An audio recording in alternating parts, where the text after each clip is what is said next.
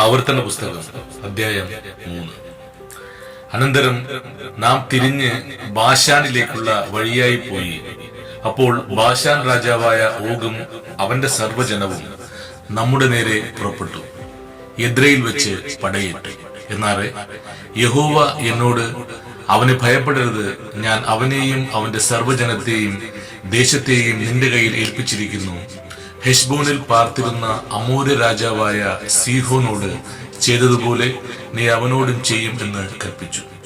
അങ്ങനെ നമ്മുടെ ദൈവമായ യഹോവ ബാശാൻ രാജാവായ ഓഗിനെയും അവന്റെ സകല ജനത്തെയും നമ്മുടെ കയ്യിൽ ഏൽപ്പിച്ചു. അവന് ആരും ശേഷിക്കാതെ വണ്ണം നാം അവനെ സംഹരിച്ചു കളഞ്ഞു. അക്കാലത്ത് നാം അവന്റെ എല്ലാ പട്ടണങ്ങളും പിടിച്ചു.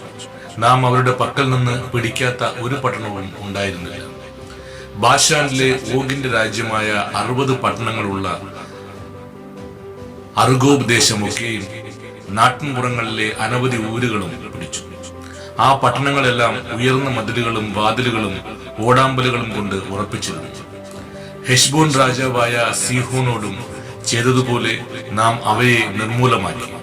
പട്ടണം തോറും പുരുഷന്മാരെയും സ്ത്രീകളെയും കുഞ്ഞുങ്ങളെയും നിർമൂലമാക്കി. എന്നാൽ നാൽക്കാലികളെയൊക്കെയും പട്ടണങ്ങളിലെ അപഹൃതവും നാം കൊള്ളയിട്ട് എടുത്തു.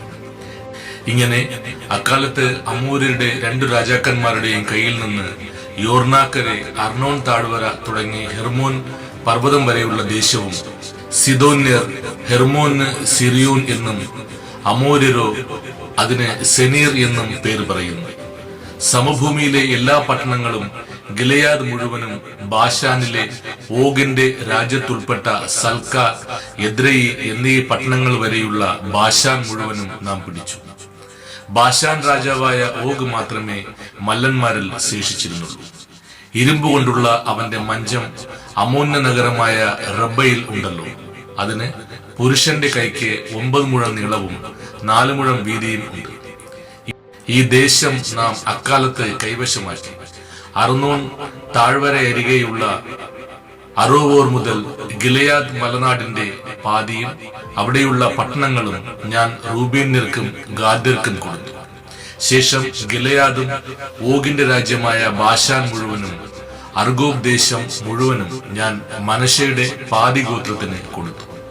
ബാശാന് മുഴുവനും മല്ലന്മാരുടെ ദേശം എന്ന് പേര് പറയുന്നു. മനശ്ശയുടെ മകനായ യായിർ ഗശൂര്യരുടെയും മഹാത്യരുടെയും അതിർവരെ അർഗോബ് ദേശം മുഴുവനും പിടിച്ചു. തന്റെ പേരിൻ പ്രകാരം ബാശാന് ഹവോത്ത് യായിർ എന്ന് പേരിട്ടു. ഇന്നുവരെ ആ പേര് തന്നെ പറഞ്ഞു വരുന്നു. മാഖീരിന് ഞാൻ ഗിലെയാദ് ദേശം കൊടുത്തു.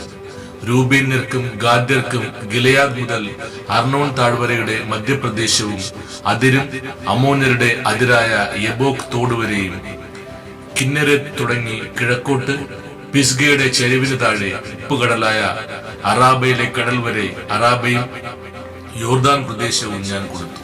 അക്കാലത്ത് ഞാൻ നിങ്ങളോട് ആജ്ഞാപിച്ചത്, നിങ്ങളുടെ ദൈവമായ യഹോവ നിങ്ങൾക്ക് ഈ ദേശത്തെ അവകാശമായി തന്നിരിക്കുന്നു. നിങ്ങളിൽ യുദ്ധപ്രാപ്തന്മാരായ എല്ലാവരും ഇസ്രായേല്യരായ നിങ്ങളുടെ സഹോദരന്മാർക്ക് മുമ്പായി യുദ്ധസന്നദ്ധരായി കടന്നു പോകണം. നിങ്ങളുടെ ഭാര്യമാരും മക്കളും നിങ്ങളുടെ ആടുമാടുകളും ഞാൻ നിങ്ങൾക്ക് തന്നിട്ടുള്ള പട്ടണങ്ങളിൽ പാർക്കട്ടെ. ആടുമാടുകൾ നിങ്ങൾക്ക് വളരെ ഉണ്ട് എന്ന് എനിക്ക് അറിയാം. യഹോവ നിങ്ങളെപ്പോലെ നിങ്ങളുടെ സഹോദരന്മാർക്കും സ്വസ്ഥത നൽകുകയും യോർനാക്കരെ നിങ്ങളുടെ ദൈവമായ യഹോവ അവർക്ക് കൊടുക്കുന്ന ദേശത്തെ അവർ കൈവശമാക്കുകയും ചെയ്യുവോളം തന്നെ. പിന്നെ നിങ്ങൾ ഓരോരുത്തൻ ഞാൻ നിങ്ങൾക്ക് തന്നിട്ടുള്ള അവകാശത്തിന് മടങ്ങിപ്പോരുകയാണ്. അക്കാലത്ത് ഞാൻ യോശുവയോട് ആജ്ഞാപിച്ചത്, നിങ്ങളുടെ ദൈവമായ യഹോവ ആ 2 രാജാക്കന്മാരോട് ചെയ്തതൊക്കെയും നീ കണ്ണാലെ കണ്ടുവല്ലോ.